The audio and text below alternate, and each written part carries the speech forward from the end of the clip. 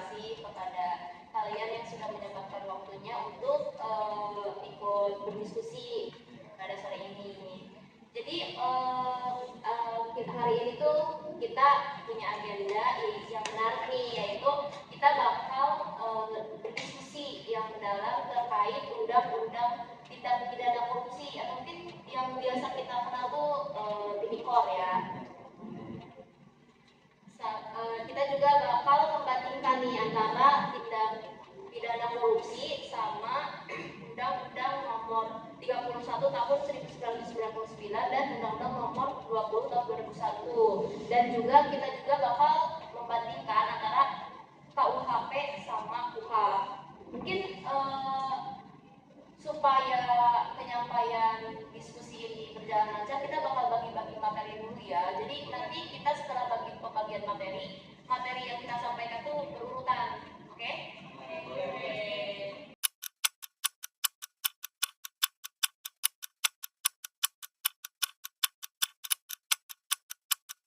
Jadi kalian udah tahu kan bagian materi kalian masing-masing. Jadi mungkin kita langsung aja ya ke diskusi kita hari ini. Yang pertama kita bakal bahas terkait dasar hukum dari tindak pidana korupsi dulu. Mungkin dari yang kedua bisa menjelaskan.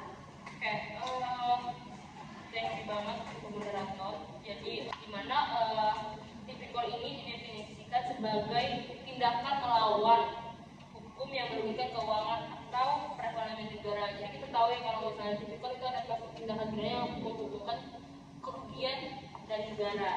Jadi ada beberapa jenis yang termasuk ya contohnya penyelewengan, wewenang, terus juga penyuapan, terus juga gratifikasi, dan juga termasuk ya dalam Undang-Undang 31 tahun 1999 sebagai dasarnya. Terus juga UU ini pertama kali dibuat untuk merespon untuk tindakan karena udah kebanyakan kasus korupsi yang ada di Indonesia. Jadi UU ini dibuatlah untuk sebagai cara untuk langkah menangani dunia. Berarti kalau menurut Undang-Undang Nomor 20 Tahun 2001 tuh lebih ke memperkuat ketentuannya atau hanya mempertambahkan aja? Oke, jadi kan ada perubahan tuh dari UU 31 ke UU Nomor 20. Nah, jadi perubahannya ini sebenarnya bukan perubahan pergantian ya, tapi hanya untuk pengembangan definisi dari tindakan gratifikasi. Jadi ada beberapa yang dalam pasal 1, kalau misalnya kita lihat dalam undang-undang pasal 1 nomor 20 itu di pasal 1 sebenarnya cuma ada substansi di beberapa pasal itu ditambahkan penjelasan. Misalnya itu diubah cuma tetap sama intinya, cuma ada penjelasan dari poin-poin tersebut. Itu aja sih. Oke, menarik nih. Jadi mungkin dari kedua undang-undang tersebut, kira-kira apa aja nih perbedaan antara Undang-Undang Nomor 31 tahun 1999 sama Undang-Undang Nomor 20 tahun 2001? Mungkin dari yang ketiga bisa menjelaskan. Menurutkan ya, jadi UU Nomor 31 Tahun 1999 itu lebih mendasar dalam mengatur hal-hal seperti suap menyuap, penyuapan aktif dan pasif, dan juga kayak penggelapan uang gitu lah, hingga ke itu kerugian negara. Nah, kalau untuk yang Undang-Undang Nomor 20 Tahun 2001 tuh untuk memperjelas tindakan gratifikasi. Misalnya tuh semua penerimaan yang berpotensi mempengaruhi kebijakan atau tindakan pejabat harus dilaporkan, atau bisa juga dianggap sebagai suap. Oh, jadi tuh kalau Undang-Undang tahun 2001 nomor 20 itu lebih fokus ke ini ya, ke apa pencegahannya. Terus kalau jadi itu tuh nomor itu untuk mengatur setiap itu berpotensi menjadi celah melakukan korupsi. Dan juga untuk yang Undang-Undang tahun 2001 itu juga memperkuat sanksi agar lebih memberikan efek jerah. Oke,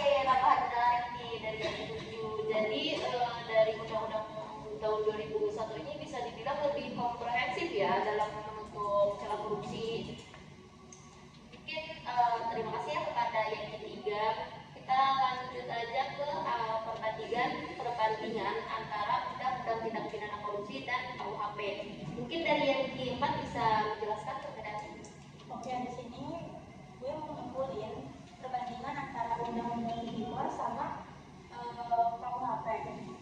Jadi kalau undang-undang tipikor itu lebih spesifik dalam mengatur berbagai jenis tindak pidana korupsi dengan ancaman pidananya itu lebih berat dan ada tambahan sanksi.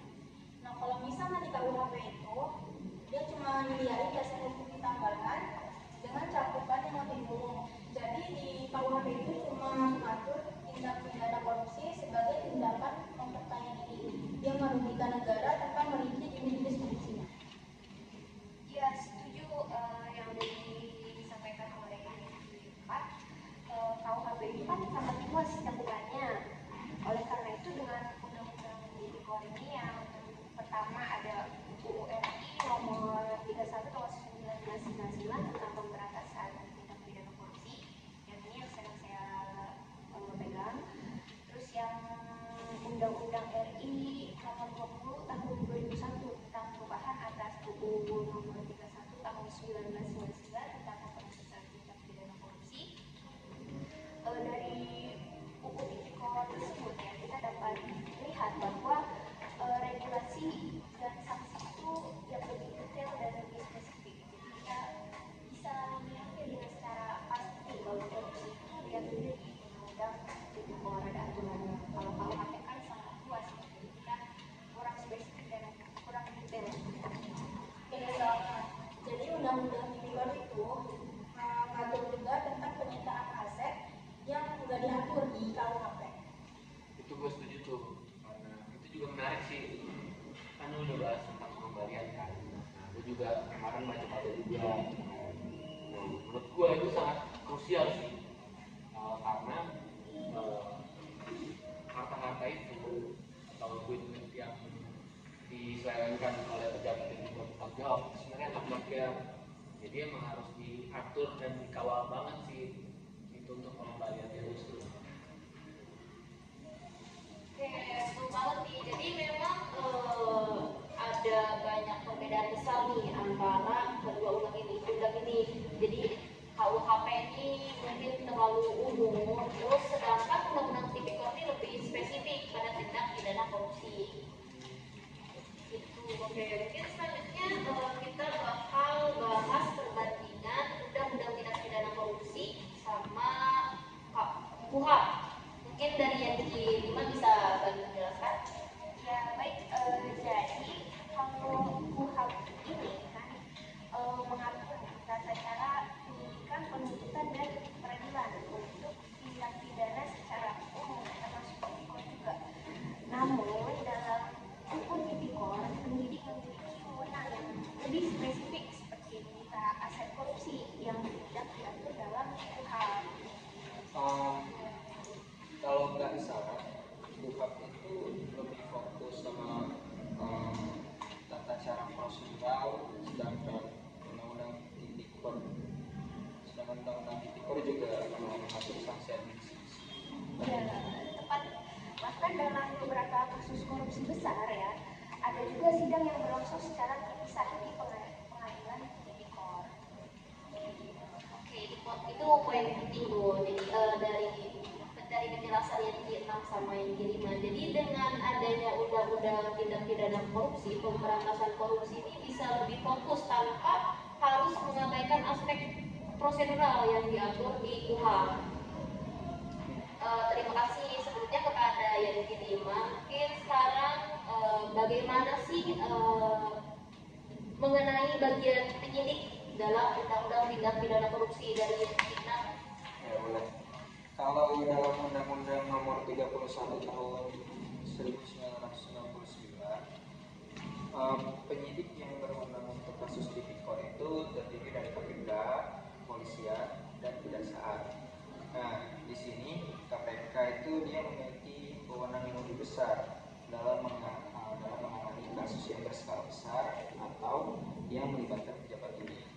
Nah, untuk korupsi ini ya di Undang-Undang Nomor 31 Tahun 1999 itu dijelaskan nih pada pasal 29 ayat 1, 4, dan 5 kalau misalnya kalau penyidik, penuntut umum atau hakim dalam penyidikan kasus-kasus tertentu, terutama terkait dengan tindak pidana korupsi. Dalam pasal 29 ayat 1 itu dia ada penyidik, penuntut umum atau hakim, dia punya wewenang meminta keterangan kepada bank tentang keadaan keuangan tersangka atau terdakwa. Nah, kalau pasal 4-nya pasal 29 ayat 4, pasal 29 ayat 4 itu penyidik, penuntut umum atau hakim dapat meminta kepada bank untuk memblokir rekening. Jadi ya, dia punya kewenangan di situ, dia bisa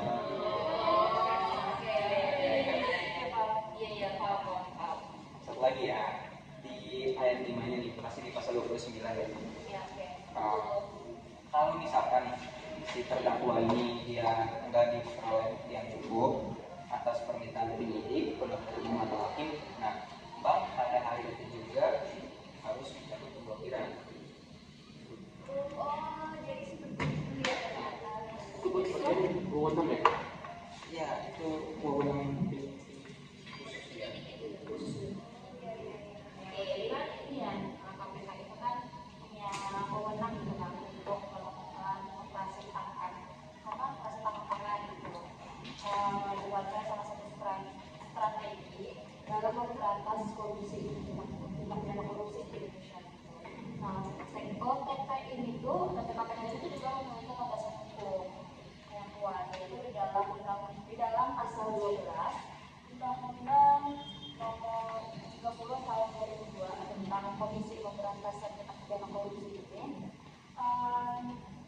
yang memberikan wewenang kepada KPK untuk melakukan penyadapan atau merekam pembicaraan dalam upaya penyidikan untuk memberantas korupsi itu. Selain itu juga di dalam pasal 38 itu Undang-Undang KPK ini menyatakan bahwa segala kewenangan yang berkaitan dengan penyelidikan, penyidikan, dan penuntutan ini diturunkan dalam undang-undang yang mengatur mengenai hukum acara pidana yang berlaku juga bagi penyidik dan penuntut umum kepada KPK, kecuali ditentukan lain berdasarkan undang-undang ini. Dan itu operasi tangkap tangan ini adalah langkah langsung yang bisa mengungkapkan kasus dengan bukti yang kuat. Berarti si KPK ini punya peran penting ya dalam menindak pidana. Berarti sebagai pilar utama juga selain jaksa dan kepolisian yang untuk memberantas korupsi di Indonesia, dia juga punya otoritas yang luas ya. ya. Oke, betul nih. Jadi dari pembahasan yang ke-7 sama yang ke-2 ini bisa menunjukkan nih peran penting dari KPK dalam undang-undang tindak pidana korupsi dibandingkan dengan undang-undang lainnya. Mungkin kita lanjut aja ke bagian larangan nih, larangan dalam undang-undang tindak pidana korupsi. Mungkin kepada yang ke-7. Jadi itu dalam undang-undang ini kan ada larangan hukumnya, bisa diubah jadi suap, terus juga gratifikasi dengan kekuasaan untuk diberinya. Itu juga setiap pejabat publik yang menerima gratifikasi itu harus melapori ke KPK dalam waktu 30 hari agar tidak dianggap sebagai suap. Terus juga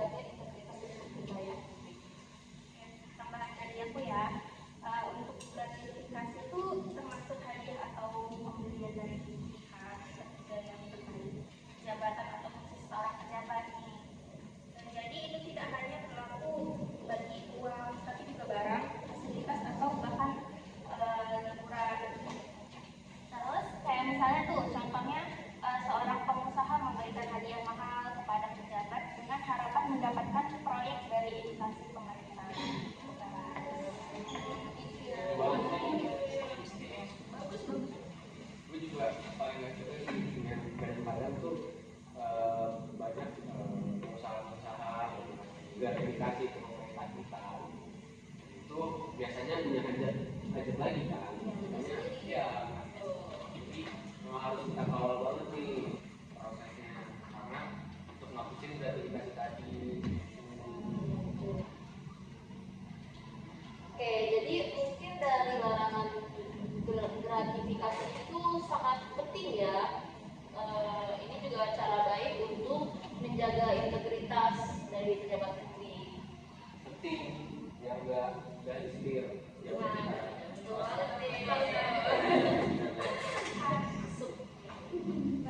Oke, jadi mungkin untuk lebih memahami lagi nih terkait gratifikasi ini, mungkin kita bisa dengerin contoh kasus dari Ian Kiblaka.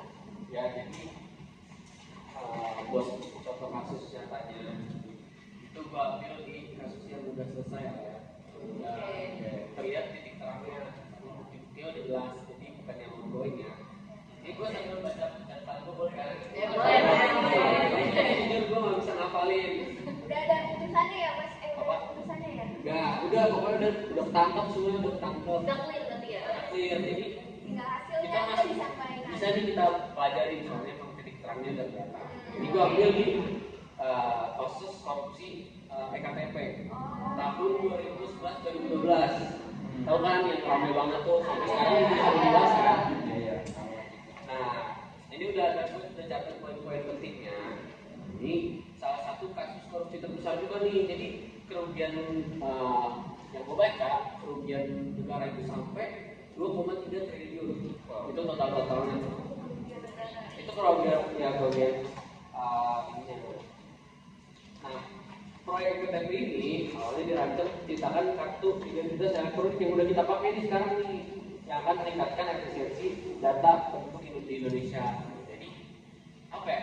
Sebelum masuk ke kasus itu, kayak miris nggak sih kalian? Kayak ini kan kartu buat rakyat nih kan, tapi dikorupsi gitu. Dan notabene EKTP, apalagi waktu 2011-2012 kan ya masih transisi ya, ke zaman elektronik. Masuk ke bonus-bonusnya nih di operasional, apa sih yang dikorupsi? Gimana sih caranya mereka ini korupsiin? Itu gue udah dapat kesimpulan kalau mereka ini bikin skema kayak markup gitu teman. Jadi markup. Jadi misalnya nih, ini contoh simpelnya aja ya. Kalian udah berapa kelas? Disuruh beli spidol, itu ada harganya 5.000, tapi lu mintanya 10.000 gitu. Oh, oke. Gocengnya lu kantongin, ngerti kan? Ini cara ini itu secara simpel, tapi secara lengkapnya itu markup itu kita harus markup dulu ya. Markup itu adalah pengelubungan harga dalam pengadaan proyek ya tadi. Jadi dia tuh menaikkan harga di laporan tadi. Buat khususnya di mana anggaran dialokasikan proyek EKTP ini sebagai besar dialihkan untuk suap dan kepentingan pribadi kayak tadi. Jadi dananya itu dilebihin bukan buat dipakai pribadi tapi buat diputar lagi buat kepentingan pribadi pejabat-pejabat yang dapat itu. Jadi dia punya hajat-hajat lagi kan, mungkin mau memperkaya diri lagi atau mungkin mau ngapain sih? Gua juga tahu. Mungkin pasti. Nah, dana ini yang gue dapat dulu informasi. Dana itu dibagi-bagi ke yang ini ya, yang pendapat ya, yang menerimanya. Itu ada pejabat Kementerian Dalam Negeri. Itu ada juga dapat persenannya, dapat kuenya juga. Anggota DPR yang notabene Dewan Perwakilan Rakyat. Padahal dari DPR-nya juga kelihatan ya, Dewan Perwakilan Rakyat. Ini satu mewakili dulu nih, saya mau ternyata bukan pemerintah doang yang dapat, tapi juga pihak-pihak swasta juga dapat. Nah, pihak-pihak swasta ini bukan dapat, jadi dia dapat proyek lah gitu. Jadi dia dapat ya proyek ini dia dapat bagiannya juga. Jadi dia pakai jasa dari pihak-pihak swasta yang mau berkontribusi di tingkat disiplin lah. Jadi lebih ke dia dapat badan-badannya kan. Nah, ini gue bahas tokoh utamanya secara individu nih. Tadi kan badan-badannya kan yang terlihat itu apa aja. Nah ini tokoh utamanya nih yang dibalik topeng itu siapa aja. Nah yang pertama itu ada Setia Novanto. Ada yang kenal nggak Setia Novanto? Siapa yang tahu? Nah Setia Novanto itu yang gue tahu tuh dia pernah jadi ketua partai Golkar maksudnya. Ya kan? Nah ini dia di yang gue baca-baca juga ini kayak yang bersikup itu adalah aktor utamanya nih di dalam korupsi EKTP ini. Nah, tapi tadi kan kerugiannya ada di sini tadi apa? Kerugian 2,sekian triliun kan? Tapi dia divonis selama 15 tahun penjara doang. Terus menurut kalian itu setara nggak sih? Enggak. Pada 9 berapa? triliun. Triliun. Bukan miliar. Kalau miliar mah Rizky juga ada miliar. Itu udah di atas rata-rata kok ya, dalam memiliki kapasitas. Tapi kan dari waduh pagi 271 triliun. Itu lebih kalau kemudian kita di Nilai. Tapi kan kalau misalnya dari pasal kan seharusnya gratifikasi itu kan di penjara seumur hidup. Cuma kalau paling singkatnya 4 tahun dan paling lamanya 20 tahun. Terus punya denda juga sekitaran 200 juta rupiah atau paling banyak 1 miliar rupiah. Kalau misalnya untuk penggelapan dana itu seharusnya kan bebannya lebih berat ya, berarti bisa 15 tahun. Sedangkan di sini aja paling lama 20 tahun. kan padahal udah diatur gitu, udah ada pasal tersendiri gitu ya kayak Nih, yang agak bingungnya juga kan ini kan tadi hukumannya itu 15 tahun penjara kan? Nah di 15 tahun penjara itu diikuti sama denda 500 juta ya kan? ya Dan juga diwajibkan mengembalikan kerugian sebesar 66 miliar dari 2,5 triliun dia balikin harus 26. Iya, sisanya kemana? Nggak tahu kemana. nah nggak tahu gue. Nah Bisa itu kemana? yang bermain itu di situ. Nah terus juga bukan Setia Novanto itu nih ternyata ada lagi ternyata. ada beberapa lagi nih pemain utamanya, ada Irman dan Suti Harto. Mungkin agak ini namanya agak asing sih.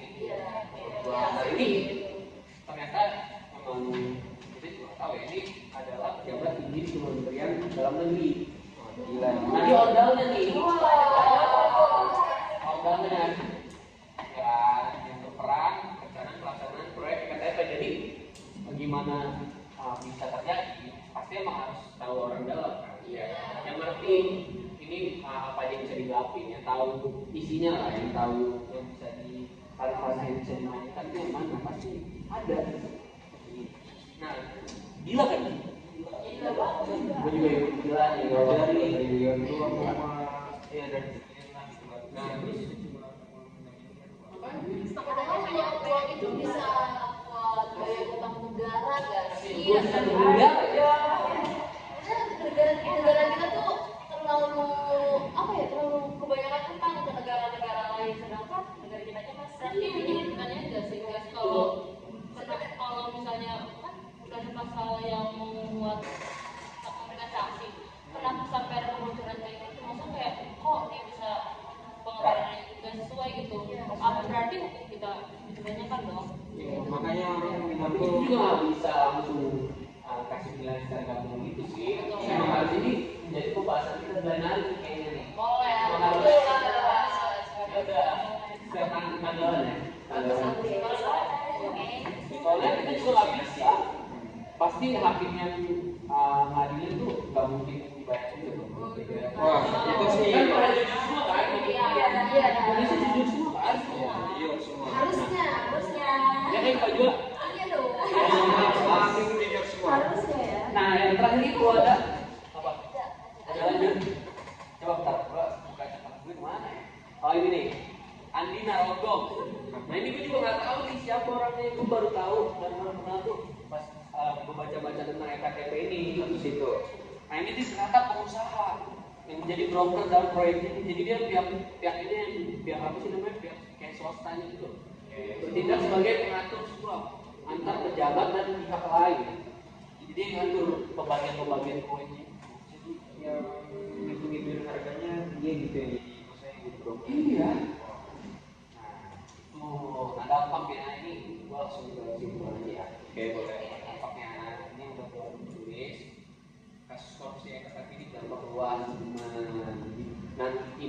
juga berdampak di seluruh kalangan, nggak cuma kalangan elit, nggak cuma kalangan menengah, nggak cuma kalangan, semua berdampak. Kas ini mengurangi kepercayaan publik terhadap lembaga legislatif dan pemerintah secara umum. Kalian tahu kan legislatif itu apa? DPR. Ya. Jadi makin gak percaya nih kita. Apa kita ada yang jadi DPR? Ini PR nih buat kita. Kalau menjadi DPR, Nggak sih, Pak? oh enggak, gue pasti enggak. Siapa yang jadi DPR? Saya bukan DPR juga sih, tapi secara pemerintahan secara umum aja. Jadi nggak ada yang bisa kita percaya lagi, dewan kita ya bisa seperti ini. Sebagai perwakilan untuk menyuarakan suara rakyat gitu. Udah ini ya. Santai nih, santai. Nah, terutama kalau pengelolaan proyek pemerintahan dan transparansi anggaran, makanya sekarang ya gue juga udah lumayan lega lah. Soalnya sekarang hampir udah mulai membaik lah transparansi di negara kita lah, udah mulai dilampirin kekayaan pemerintahan kita juga udah bisa dicek kan sekarang di website ya kan, semua pejabat-pejabat bisa. Nah itu merupakan langkah yang bagus lah menurut gua untuk penanggulangan korupsi ini. Terus juga ada kerugian besar ya kasus ini bahwa dana yang seharusnya digunakan untuk kepentingan publik malah diselewengkan. Itu adalah kerugian terbesar kita tuh. Jadi duit-duit ini yang sebenarnya bisa kembali ke rakyat. Nah jadi terjawab nih apa ya pertanyaan kalian, kenapa kalau kita ada urusan sama pemerintah itu pasti lama, jelek, terus kayak apa ya, nyebelin, sulit. Lempar gitu nggak sih? Iya, lama juga pelayanannya juga jelek. Karena itu budgetnya sebenarnya udah ada, tapi emang dimainin aja. Tapi kalau misal pengalokasiannya itu kurang. Nah jadi kenapa gua ambil kasus ini sebenarnya mencakup semua bahasan kita nih. Jadi kasus korupsi ini tuh ya dia apa ya, menghubungkan semua elemen di masyarakat, pemerintah juga bisa, ya di pemerintah dan pihak-pihaknya itu juga berada di tingkat-tingkat bukan petinggi semua, jadi sampai bawah ternyata juga kebagian gitu. Pihak swasta juga ikut, dan itu apa ya, kerja kolektif ini kayak menyebabkan kerugian yang besar banget. bagi negara ya. Kolaborasi sebenarnya nih, iya. Tapi ya alhamdulillah udah selesai lah, walaupun banyak tantangannya dalam prosesnya. Ada hasilnya pun ya adil. Adil menurut hakimnya. Menurut hakim, Ya Itu itu sih. kita bisa bahas di next mungkin kan. Iya, itu. oke mungkin dari contoh kasus itu bisa kita simpulkan ya, mungkin negara kita ini terlalu menormalisasikan untuk seperti kayak kita tuh harus mau kesini tuh harus bayar dulu apa dulu gitu. Jadi kan itu udah termasuk kasus suap juga kan. Makanya Iya, jadi negara kita ini tuh emang terlalu menormalisasikan hal tersebut. Jadi mungkin dari contoh kasus ini kita contoh kasus ini bisa menyimpulkan semua yang kita bahas juga kan. Mungkin terkait tindak pidana korupsinya, terus dari tugas dari KPK juga mungkin. Kita udah tahu. Ya. Di Indonesia ini kalau masalah korupsi sebenarnya juga buat sanksinya itu juga kurang mematikan. Iya. Dari kasus ini juga kita bisa Kayak misalnya lihat yang tadi kan Setia Novanto kan maksudnya kan ke UU RI yang nomor 31 tahun 1999 tentang pemberantasan tipikor. Maksudnya kan ke pasal 2 ini kan, ya, yang menyangkut keuangan negara atau perekonomian negara. Sedangkan di sini itu dendanya paling banyak aja 1 miliar. Kalau tadi korupsinya 2,9 triliun, denda 1 miliar pun juga apalagi tapi kalau pandangan gue itu sebenarnya oke, sanksinya boleh, emang harus tegas, tapi balik lagi ke individunya gitu. Waktu semester 2 kan kita pernah belajar yang anti korupsi. Ya, balik lagi ke semester 1 ya. Nah, kita tuh balik lagi ke diri kita, nilai-nilai moral kita yang kita pegang, integritas. Makanya gue setuju banget sama Pak Dadang gitu. Pak Dadang tuh kan kalau misalnya buku gitu kan dia sampai ada istilah dia tuh nggak mau kita beli bukunya dia kan. Nah itu sebenarnya dia secara tidak langsung udah mengajarin kita untuk menjauhkan gratifikasi gitu loh. Jadi apa? Jadi kita ngambil contohnya itu ya emang sebenarnya daripadanya pun itu bisa belajar banyak gitu. Iya, karena Gitu. secara nggak langsung ngajarin kita ya. Iya, kalau gue nangkapnya kayak gitu. Gue juga setuju sih. Nah, apalagi dengan kita yang sekarang ngambil nih, kita ngambilnya kuliah tetap di dalam korupsi. Jadi kita bisa tahu nih kayak mungkin untuk yang korupsinya segini di penjaranya berapa tahun, dendanya juga harus berapa gitu kan. Sebagai pengingat juga sih sebagai mahasiswa kayak peran mahasiswa juga harus melek gitu dalam Ya, benar. Oke, mungkin kita sudahi saja ya diskusinya untuk hari ini. Jadi mungkin dari sini juga kita bisa lebih melek lagi, benar nih kata yang Iya. kedua terkait hukum di Indonesia ini terutama. Oke, mungkin itu saja